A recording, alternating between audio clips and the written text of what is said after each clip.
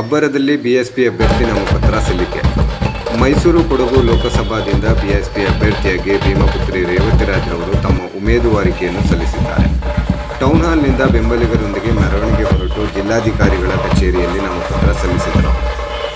ನಂತರ ಮಾಧ್ಯಮವನ್ನು ಕುರಿತು ಮಾತನಾಡಿದ ಬಿಎಸ್ಪಿ ಪಕ್ಷದ ರಾಜ್ಯ ಪ್ರಧಾನ ಕಾರ್ಯದರ್ಶಿಯಾಗಿದ್ದ ಭೀಮಪುತ್ರಿ ರೇವತಿರಾಜ್ ಅವರು, ಕಾಂಗ್ರೆಸ್ ಗ್ಯಾರಂಟಿ ಹೆಸರಿನಲ್ಲಿ ನೀಡುತ್ತಿರುವ ಉಚಿತ ಯೋಜನೆ ರಾಷ್ಟ್ರವನ್ನು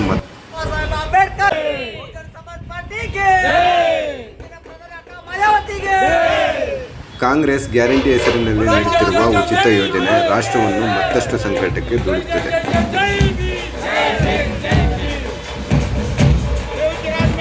ಮಾತ್ರವಲ್ಲದೆ ಸರ್ಕಾರ ಬದಲಾದರೆ ಗ್ಯಾರಂಟಿಗಳು ನಿಂತು ಹೋಗುತ್ತವೆ. ಇನ್ನು ಅಭಿವೃದ್ಧಿ ದೇಶದ ಗುರಿ ಎಂದು ಮತ ಕೇಳುತ್ತಿರುವ ಬಿಜೆಪಿ ಸರ್ಕಾರದ 10 ವರ್ಷದ ಆಳ್ವಿಕೆಯಲ್ಲಿ ದೇಶದ ಸೂಚ್ಯಂಕ ಕುಸಿದಿದೆ. ನಿರುದ್ಯೋಗ, ಬಡತನ, ಹಸಿವು ಹಾಗೂ ಸಮಾಜದಲ್ಲಿ ಆರ್ಥಿಕ ತಲ್ಲಣಗಳು ಸೃಷ್ಟಿಯಾಗಿವೆ. ಇದೆಲ್ಲವನ್ನು ಬದಲಾಯಿಸಿ ಯಾವುದೇ ಹೊಸ ಅಜೆಂಡಾ ಇಲ್ಲದೆ ಸಂವಿಧಾನದ ಮೂಲ ಆಶಯವನ್ನು ಈಡೇರಿಸುವುದೇ ಧ್ಯೇಯವಾಗಿಸಿಕೊಂಡ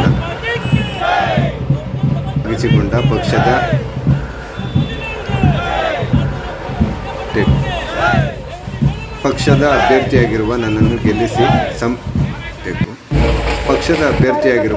ಗೆಲ್ಲಿಸಿ ಸಂವಿಧಾನ ರಕ್ಷಣೆಗೆ ಮತ ನೀಡುವಂತೆ ಈ ಮೂಲಕ ಬಿಎಸ್ಪಿ ಜಿಲ್ಲಾಧ್ಯಕ್ಷ